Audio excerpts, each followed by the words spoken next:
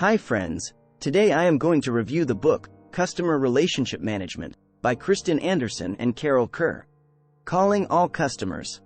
Some companies seem to be great at attracting customers, but not so good at keeping them.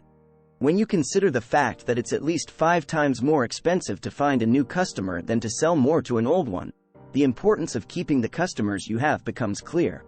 CRM today is about keeping the old-time spirit of customer connection even when you can't shake every hand. In your daily fight to hold on to your customers, proper customer relationship management can be your best weapon. It's important to keep in mind, however, that technology does not equate to strategy. The biggest problem facing business today is that most managers have too much data and far too little relevant information. That said, the quality of customer service continues to swirl downward. Strategy isn't technology. The point is that technology is merely a tool, and the tool will only be as effective as the overall strategy that informs and guides its development and use. Yet if you ask a CRM manager to explain their customer service strategy, they are likely to tell you about the new database management system they're hoping to purchase as if the equipment and the strategy were the same thing. Understanding the changing needs and desires of your customers is critical to continued success. If you don't understand those changes, you lose your customers, little by little. So what does contribute to a strong and effective CRM strategy? 1. Strong partnerships supporting the strategy and its development. 2.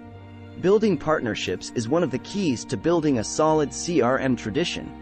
3. One department or business unit cannot effectively go it alone when it comes to CRM. 3. Sales, IT, marketing, operations, distribution, all business units will have to share the commitment. 4. Experience has shown that those companies that build from a base of strong internal partnerships that support the implementation are the ones most likely to succeed. 5. Information must be collected at all levels of the organization. 6. You will need to capture information on clients that relates to how those customers will later be taken care of. 7. Explain to employees the value to the company of filling out certain information or data fields. 8. Capturing email addresses, for example, can enhance sales service greatly, so it's important to let your people know the significance of getting the information you'll need down the road. 9. Systems must be customer-friendly and employee-friendly. 10. Too often, companies don't stop to consider the effectiveness of the line workers who will actually be using the systems. 11. CRM tools must be integrated as seamlessly as possible. 12. Simplicity rules. 12. Don't go high-tech if you don't have to. 12. Someone will always want to sell you a Mercedes when a Ford will do just fine. 13. Pick the level of technology necessary for accomplishing your mission, and don't stray too far out to the cutting edge, lest you end up on the wrong side of the blade. What is customer service? We all assume that we know what servicing our customer means, but do we really? For example, most workers and even managers fail to understand that sales do not equal relationships. You can have a sale without having a relationship. In today's automated environment, it happens all the time. Assume a sale is a relationship, and you start down a path that could end up with having to look for another customer. Remember, price may be what draws customers to your business, but service is what keeps them there. Great employees are, and always will be, the backbone of any business. Here's another innovative concept. Service extends beyond the buyer. What? You have responsibilities beyond the person who actually wrote the check to make the purchase. This sounds preposterous to companies that may not even be committed to servicing their immediate customers. But the fact is that good service means considering all of the people who are touched by your product or service. If the end user isn't delighted, chances are pretty good that your relationship with the middleman is in jeopardy. Implementing CRM is non-negotiable in today's business environment. There is another important truism that people need to understand. Sales and service are on the same team. The two divisions are often carping at each other, blaming the other for any shortcomings. Business today is too competitive to endure such divisive attitudes. Your customers don't care about your internal politics. They only want the product and service they expected. Climbing the pyramid. Every business starts with first-time customers. This is the base of the customer service pyramid. Without initial transactions, the business will not survive. The fact is, however, that new customers are expensive. You have to market to them, present your product or service, enroll them, pay for the administrative and setup costs, sell your product to them, and then deliver it. It's not uncommon for customers to actually cost a company money the first time they do business. That's why a business that relies only on finding new customers is doomed. CRM is a way of doing business that touches all areas of your organization. The second step up the pyramid is selling to past customers. To win at the game of business, you have to sell your customers a second, third, or fourth time. Rewards programs for repeat customers testify to the importance of getting a former customer to become a customer again. The more often you can persuade your customer to do business with you, the better the chance that they develop strong ties to your product or service. The truth is that to win the game of business, sales and service have to be playing on the same team. The third and final step up the customer service pyramid is nurturing customer advocates. This is level 3, where your customers are so pleased with the job you've done that they become advocates of your product or service. These Pied Pipers will sing your praises to other potential customers, and will actually help drive new customers to your door. There's nothing better for business than generating a positive buzz about your company. Note that while every company would like to have customer advocates, they only come after the first 2 steps have been mastered.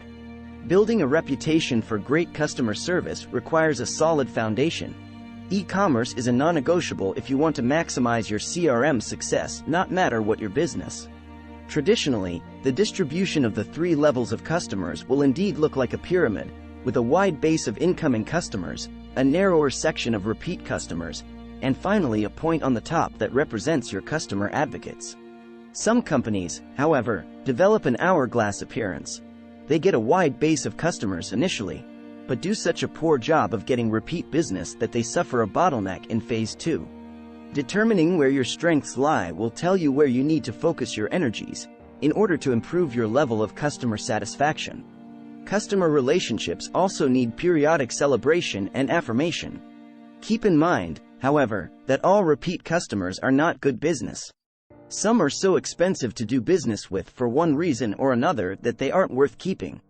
Any successful business has a means of selecting its customers. Building customer advocates. The focal point of good customer relations is to know your customer, and that requires information. Without good information, you will struggle to develop customer advocates. One of the big problems companies have is that they confuse data with information. Running voluminous reports is not necessarily a good thing. Just as technology is not tantamount to strategy, data is not equivalent to information. The challenge is to find meaning in information, and that usually means going beyond the numbers to ask how or why. The internet can be a key means of nurturing productive relationships with your customers. It can 1. Help get information to your customers. 2. Products and services change all the time, and your customers will often appreciate a straightforward update via email that will let them know what's going on. 3. Similarly, a web-based brochure will give them a resource they can use to get the information they need. 4. Help you get information from your customers. 5. We all lose patience with voicemail and telephone option menus. Press 1 if you're sick and tired of answering our questions. 6. Your customers can use the internet to cut through the noise, to express a concern or ask a question. 7. Produce sales opportunities. 8. Yes, you can have rewarding relationships with customers you've never seen or met. 9. With the internet, you can offer products based on a record of prior purchases, without even speaking with them directly. 10. This can free up resources that will lead to more personal customer care in other areas. 11. Keep it current. 11. If you don't update your links, contact information, and keep other aspects of your website current, its value will diminish, along with your customers' opinion of your company. 12. Keep it personal. 12. Ask yourself whether your solutions will make your customer's life easier, better, or more convenient. Avoiding customer ire. Here are a few suggestions for what not to do to your customers. 1. Don't ask them for annoying information that you really don't need. 2. For example, why should a customer at the cash register, who has already been waiting in line, be asked for their zip code prior to processing their transaction. 3. Gathering data has to be balanced with annoying your customers. 4. If you make a mistake, fix it the first time.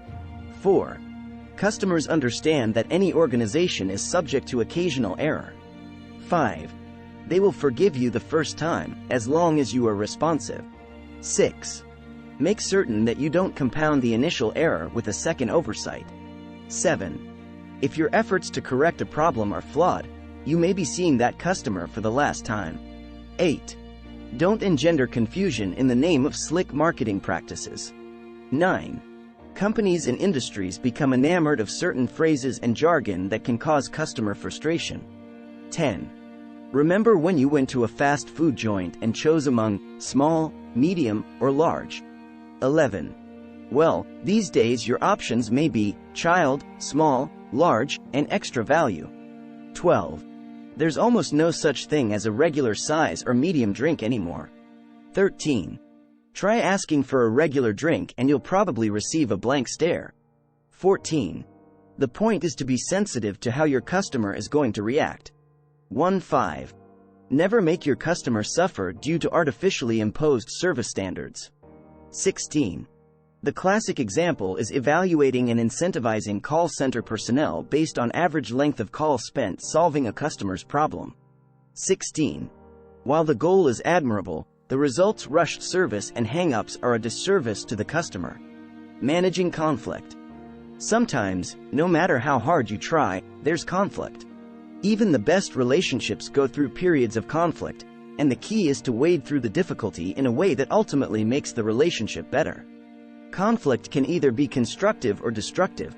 How you manage that initial complaint from your customer can mean everything to the relationship. It is important to begin with the notion that every customer relationship is valuable, and the first order of business is to respond to the customer's concerns. Here's a frightful statistic. Businesses only hear from about 4% of their unhappy customers. That means for every complaint, there are 25 others who haven't brought their complaint to your attention. This suggests that not only do you want to respond to the initial concern, but you need to analyze whether the issue reflects something more fundamental that may be affecting other customers as well. As the Japanese say, fix the problem, not the blame. Shine the spotlight on making the customer happy and avoid repetition of the incident.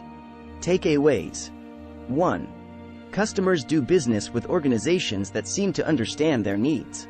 2. It costs much more to acquire new customers than to sell repeatedly to old ones. 3. Businesses hear from only 4% of their unhappy customers. 4. Customer Relationship Management, CRM, can help expand your business. 5. CRM should not be delegated to one area of your organization. It must touch them all. 6. Effective CRM shouldn't depend on which representative picks up the phone. The system should be more important than the people. 7. Be sure to distinguish between strategy and the technology that you will employ to achieve it. 8. Cull information from data by asking how and why. 9. Successful companies develop customer advocates who promote the product. 10. Conflict management is an unavoidable and important aspect of effective CRM. 11. If you enjoy our content and would like to stay updated with our latest videos, please like, share, and consider subscribing to our YouTube channel. 11. Your support means a lot to us. 12. Thank you so much for watching.